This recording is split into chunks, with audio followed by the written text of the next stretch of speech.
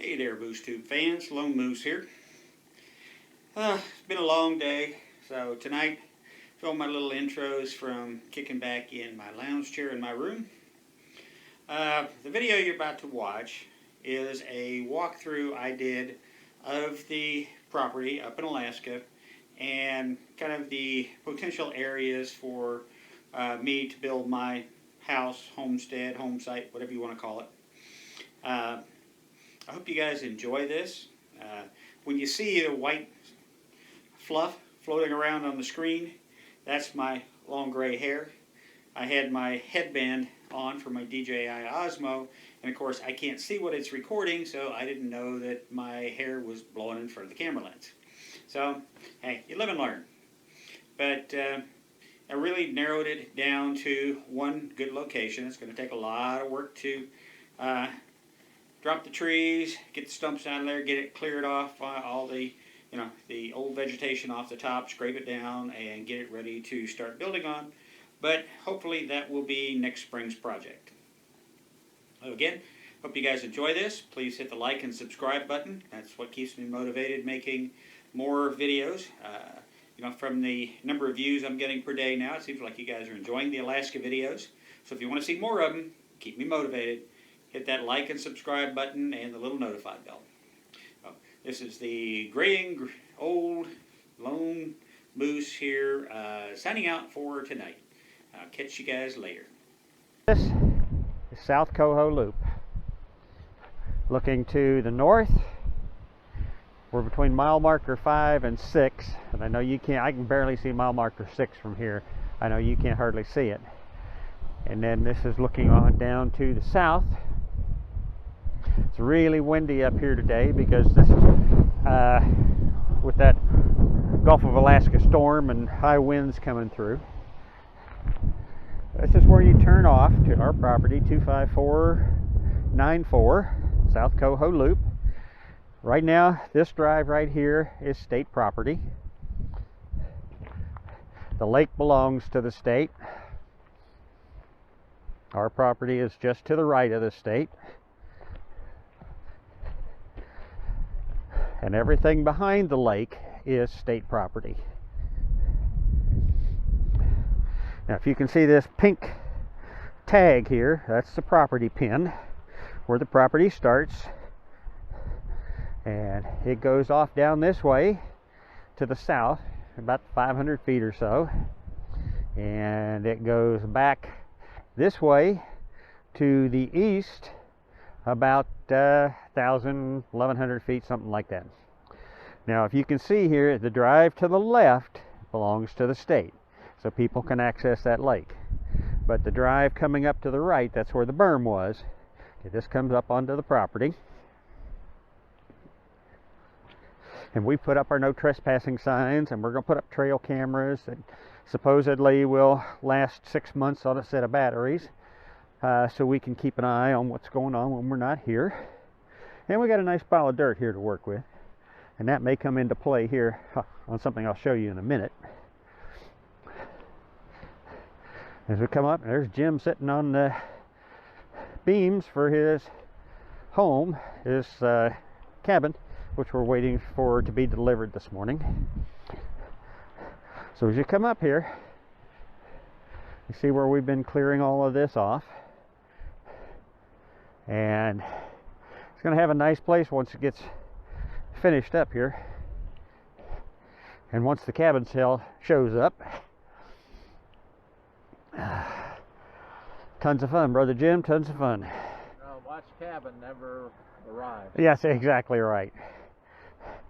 So right now I'm walking south, kind of paralleling the road, and of course we've got a lot of brush and stuff piled up right now from what we've cut.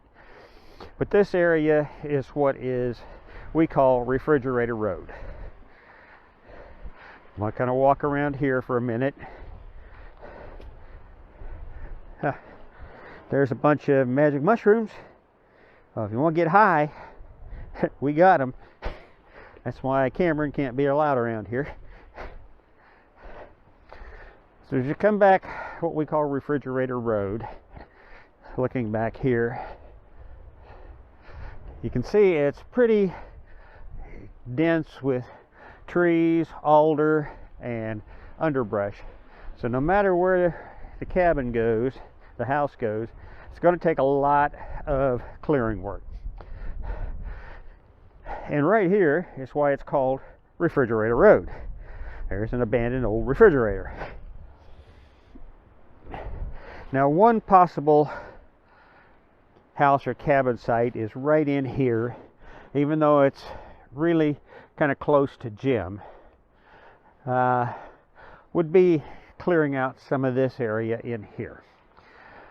A couple of problems with that is, number one, you see how the ground slopes down and then kind of levels off, and that could cause some drainage problems either during the rainy season, which is now, or break up when all the snow melts. Plus it would be kind of difficult to get equipment and stuff in there and to clear some of this out. And like I said, it's kind of closer to Jim than where he would want us to be versus the other couple of sites up here.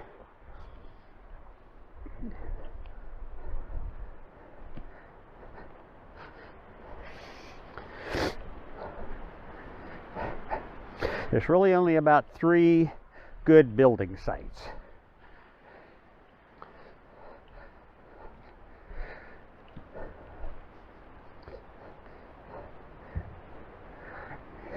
And this is where Refrigerator Road runs into the main road, if you will.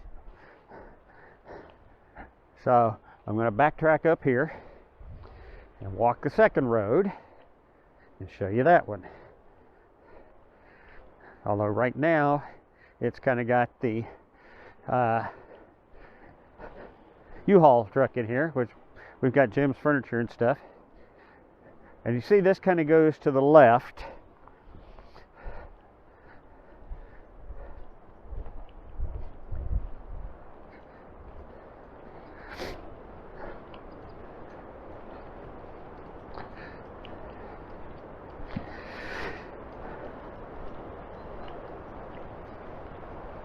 At some point, a lot of cleanup work to do or burning to do, because I don't know what the allowable burning and stuff is here.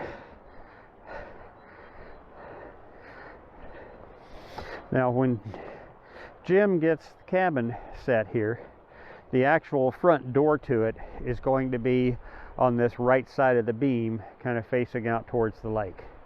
So this little section of road here really is not viable, because that literally would be driving by his front door coming in and out. So that leaves the main road, which the rental is parked here. And the main road, of course, has one major obstacle to it, and that's this big dip up here. As we come down the main road, and hopefully the camera's picking this up, you'll see this big depression. So what we're going to have to do with this, oh, by the way, moose poop, or dog food, however you want to call it. We've also seen a couple of piles of bear scat here, so we know bears have been through here. But what we're going to have to do with this depression is put in a steel culvert and then fill this in, which is part of what that big pile of dirt up there by the road where the berm was will be used for, as well as graveling it on top to level this out. So you come through here, and of course this has got to all be opened up, cleared out some of these trees.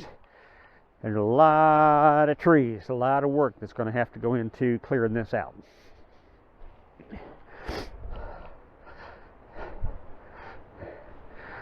So the 2 basic areas that are viable for building on is, number 1, and this is where Refrigerator Road comes in right in front of me.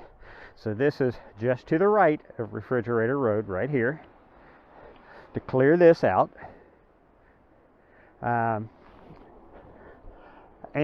the only problem with this is it's not quite big enough in my opinion. You know, the other option is on the other side of Refrigerator Road here, and this is a better option, and as far as I can tell, it is really the only viable option, because it's big enough.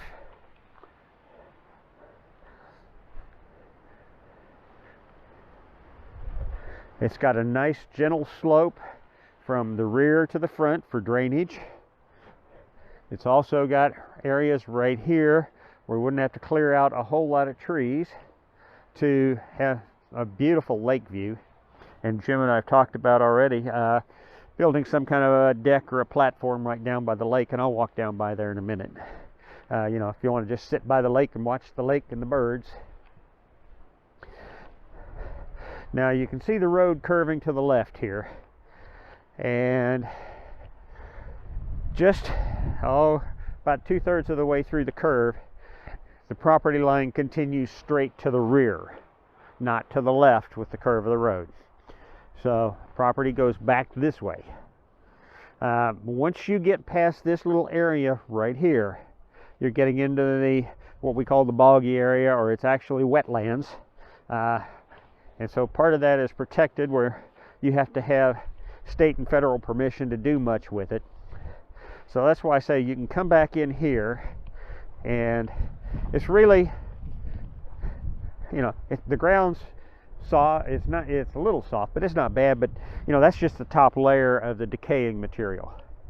So you could come back in here probably 100 feet, level all of this off, save some of these bigger trees like these right here, those, but you know, a lot of this in this area, that'll all have to go. But this, in my opinion, is the best area that will work for building a house. Now, when they were putting in the piers for Jim's house, those helical piles or piers are about 8 feet deep, and three of them hit water or loose sand before they bottomed out at 8 feet, so they had to run them down to 14 feet. So essentially that kills the idea of a basement. I don't like it, but I'll accept it.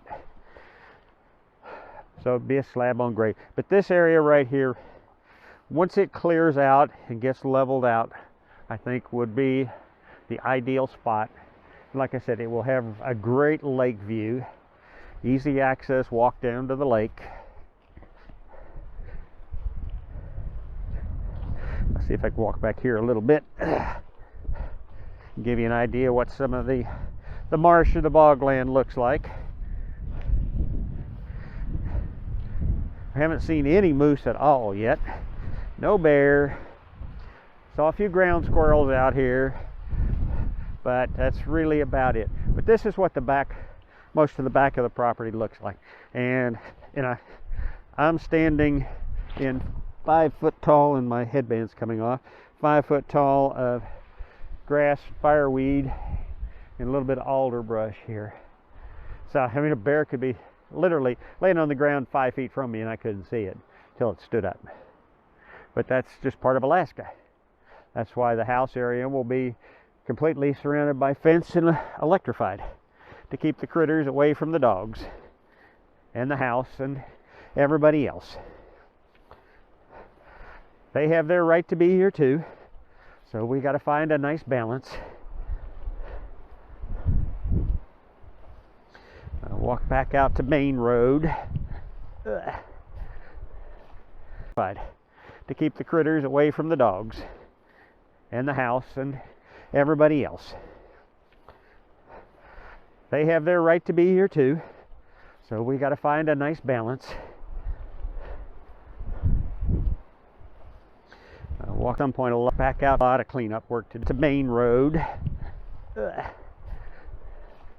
Completely to keep the critters away from the dogs and the house and everybody else. They have their right to be here too, so we got to find a nice balance. walk at some point. I'll back out. A lot of cleanup work to Main Road. Complete.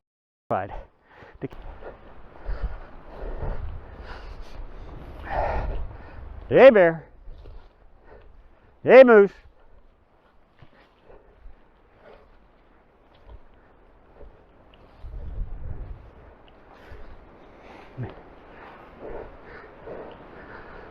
It would take some leveling work, but this could work as well.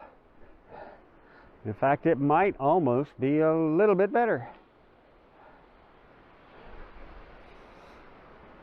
But I'd have to get a surveyor out here to mark so we could make sure that I don't exceed the property line. But you can see there's, a lot of growth. I mean, oh, hello, bird. Some kind of bird just flew out of the tree. We did see an eagle out here the other day. But yeah, this could probably be filled in, leveled off, and would make a pretty good spot as well.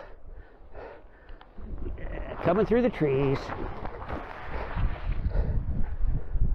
Yeah.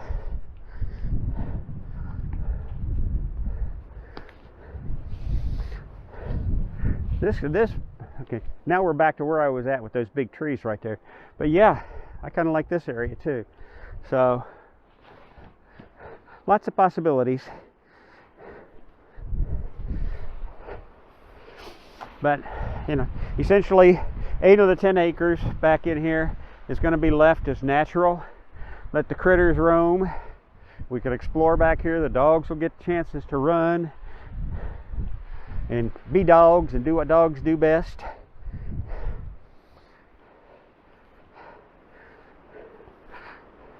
All but Chloe, of course. She's not much of the explorer, but the others will love it.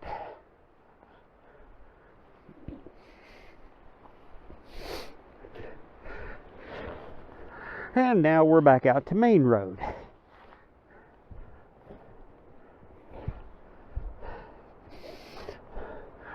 So yeah, I think if, where I was talking about where Refrigerator Road cuts in, right in here, follow the property line out and expand into some of this area as well, would give you a nice, probably a 1/3 to a 1/2 acre home site. Plenty of area to have garden, greenhouse, chicken coop. Yeah, this will work. This is going to be the deal. I feel pretty certain. More mushrooms of some kind. Of course, this is almost a rainforest area.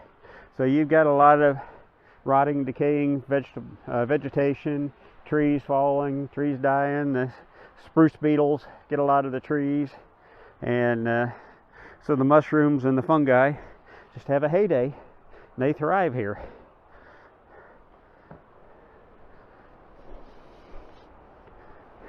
More mushrooms over here.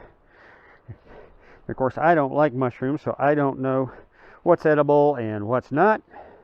What I do know is when you're chainsawing and the blade cuts through the limb or the branch you're working on and hits the ground and hits a mushroom and you get mushroom face, it's not pleasant. That happened yesterday. All right, I'm going to walk down to the lake now from this side off of Main Road. More mushrooms.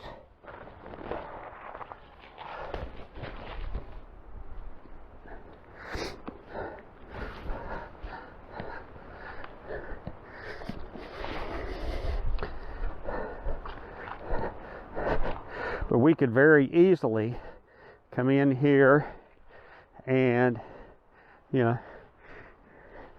sink some 4x4s, clear off a few of the trees, build a nice little observation deck or deck to sit here and just enjoy the lake. Maybe cast a line out if that's what you want to do. Because this lake is supposed to have rainbow trout in it. This lake essentially is what was the gravel pit that was used to build Coho Loop Road. And then once the state finished with it, It filled in with rain and snow melt, and then it got stocked with some trout, and it's a natural reproducing population. Our friend Chuck and his family have fished it. Last year they caught several nice rainbows out of here, so that's always a good thing. We think it's only about 10 feet deep at the deepest point. Don't know that for sure, but you know, I get my little one-man pontoon up here. I've got a little depth finder, fish finder, that friend Chuck and his family have fished it. Last year they caught several nice rainbows out of here, so that's always a good thing. We think it's only about 10 feet deep at the deepest point. Don't know that for sure, but you know, I get my little one-man pontoon up here. I've got a little depth finder, fish finder, that friend Chuck and his family have fished it. Last year they caught several nice rainbows out of here, so that's always a good thing. We think it's only about 10 feet deep at the deepest point.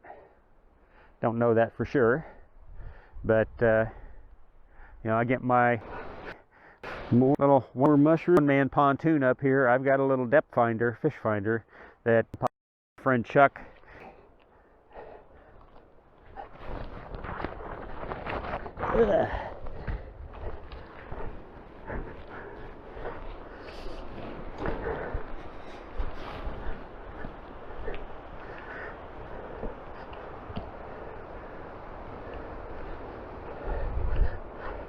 Usually the wind's going pretty good today. It's probably 20 miles an hour. I don't know how much of the wind noise you're picking up on the mic here, but now we're back up. I'm going to close this video out.